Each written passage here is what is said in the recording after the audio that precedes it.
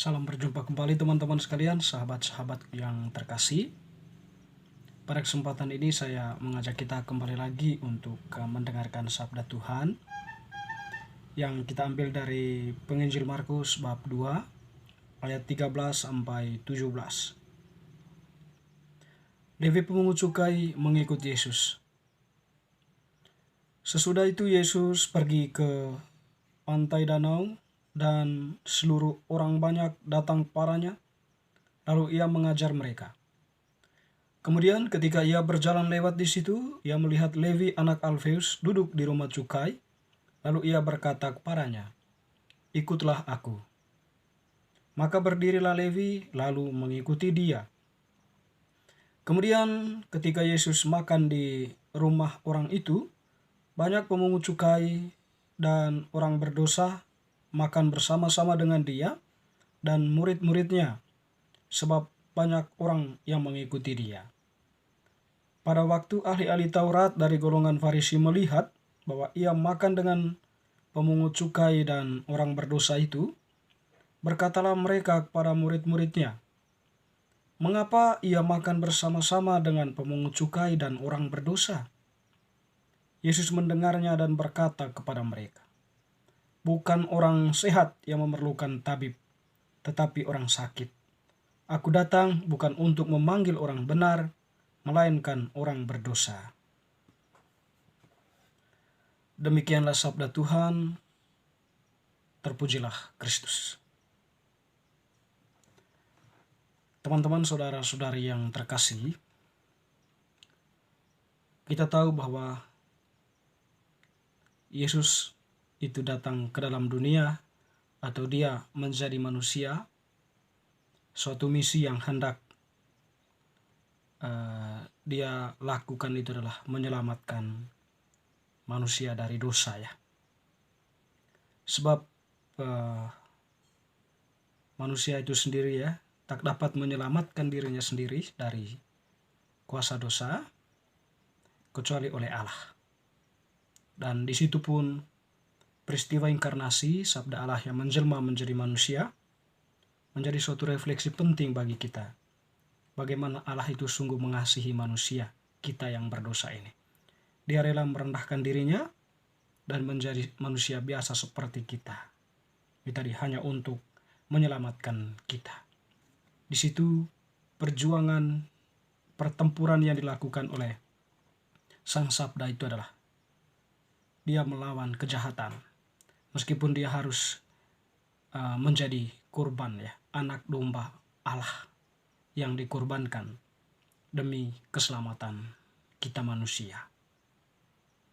Dan dalam bacaan Injil yang kita dengarkan tadi, bagaimana hal itu sekiranya menjadi sebuah refleksi gambaran bagi kita ya. Aku datang bukan untuk memanggil orang benar, melainkan orang berdosa. Artinya di situ ketika Yesus itu makan bersama dengan Levi, pemungut cukai, dan orang-orang berdosa, tentu Yesus mempunyai suatu konsep tersendiri ya. Tesisnya itu adalah dia memang datang untuk memanggil orang berdosa. Dia bergaul dengan mereka. Tentu dalam pergaulan itu Yesus bisa memanfaatkan situasi itu untuk mengajarkan sesuatu yang penting untuk mereka. Mengajarkan tentang kebenaran, ya. Mengajarkan jalan Allah, atau mengajarkan apa yang mesti mereka lakukan, dan sekaligus tentunya memberikan mereka harapan dan meneguhkan iman mereka agar senantiasa berpegang teguh pada iman mereka, keyakinan mereka akan Yahweh. Nah, tentu bertolak belakang dengan pemikiran di situ tadi ya, realita Taurat dari golongan Farisi yang melihat orang berdosa itu perlu dijauhkan, dan orang berdosa mereka lihat dalam diri, misalnya tadi pemungut cukai dan orang berdosa yang lain yang tadi yang berkumpul dengan Yesus di situ. Jadi mereka itu perlu dijauhkan, itu konsep mereka. Tetapi di situ bagi Yesus bahwa hal itu sebenarnya bukanlah sesuatu yang menjadi poin penting bagi Yesus untuk dilakukan, sebab jika dia menghindari mereka, artinya bahwa Yesus itu menyangkal sendiri misinya, ya, untuk mau menyelamatkan manusia. Atau mungkin dalam bahasa yang lebih yang lebih abstrak dikatakan begini, Yesus itu masuk dalam konteks mereka, untuk mengenal mereka, untuk memahami mereka lebih jauh.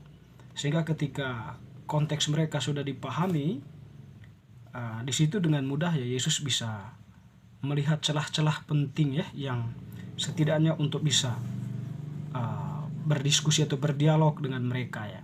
Artinya di situ bahwa Yesus itu bisa dengan leluasa menyampaikan firman-Nya, sabda Allah itu berbicara di tengah mereka. Berbeda dengan orang Yahudi ya. Mereka tidak belajar situasi atau konteks orang-orang itu, sehingga mereka sulit untuk masuk dan memahami orang-orang ini, pemungut cukai dan yang mereka anggap sebagai orang berdosa ya. Sulit bagi mereka untuk masuk, menyentuh situasi atau konteks mereka.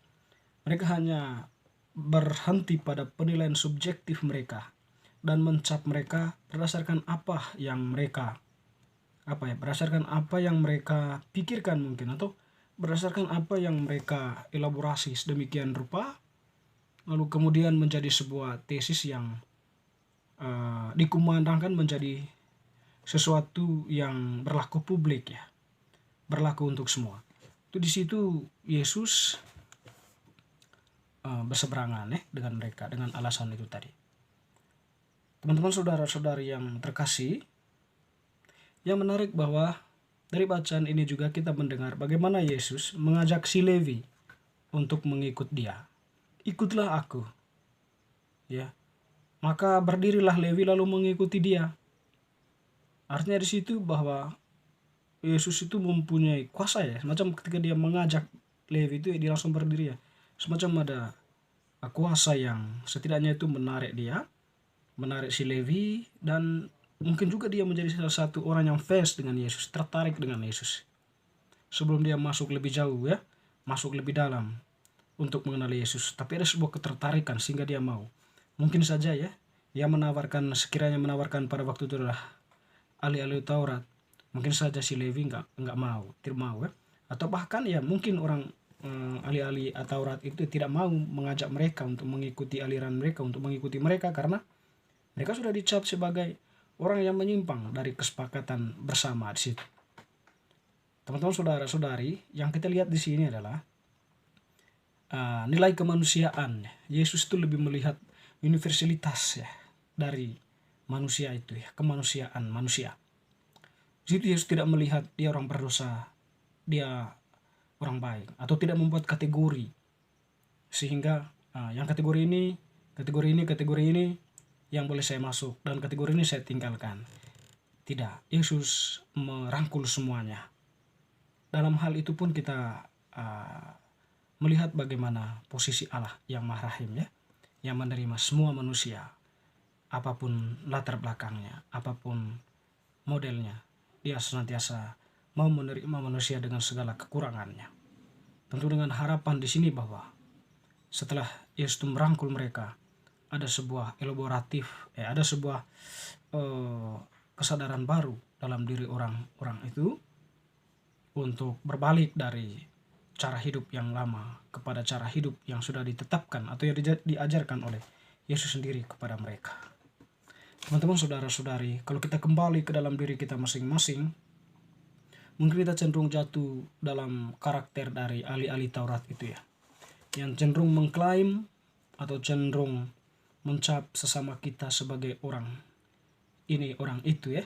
Singkat kata bahwa mereka itu jahat, sedangkan saya itu baik. Mungkin sering memberi mereka cap dan bahkan menyudutkan mereka, menyingkirkan mereka, ya, tidak mengulurkan tangan untuk mereka. Karena bagi kita dalam pandangan subjektif mereka itu tak layak, ya, mereka itu tak berguna, tidak memberikan sumbangsi positif untuk kita. Anda, saya, dan kita semua mungkin cenderung jatuh ke dalam hal seperti itu, pemikiran subjektif seperti itu. Pada hari ini Tuhan mengajar kita untuk setidaknya melihat sesama itu dari sisi universalitas kemanusiaan, sebagaimana Tuhan memandang umatnya. Saudara-saudari yang terkasih, semoga bacaan hari ini semakin meneguhkan iman kita. Amin.